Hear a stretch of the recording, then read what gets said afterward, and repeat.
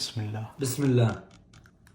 أول شي بنجيب الطاسة أول شي نجيب الطاسة ونحط فيها 5 بيضات، 2 كاملين و3 بس بياض. ونسوي مثل ما حكى بالبيض. هلا بنفصل البياض عن الصفار وبننزل عليهم 3 ملعق كبار من الشوفان. ننزل عليهم 3 معالق من الشوفان. بدهم رشة ملح بدهم رشة ملح وشوية بابريكا وبابريكا ونخلطهم كتير منيح مع بعض.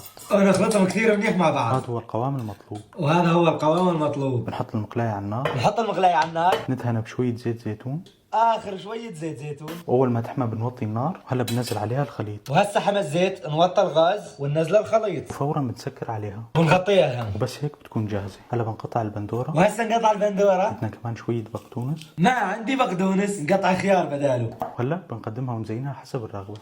وهلا خليني اورجيكم النتيجة.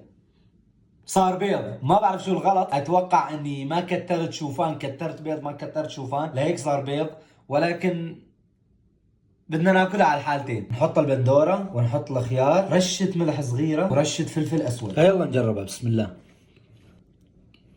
طيبة، اتوقع الطعم معروف بس في زيادة شوفان، ولكن طعم الشوفان اعطيها طعمة مختلفة عن طعمة البيض، ولكن كتير انا حابب ومشتهي اني اجربها مرة ثانية وتزبط معي، فرح احاول اجربها انا لحالي، وبس زبطت معي ان شاء الله بسوي لكم فيديو عليها.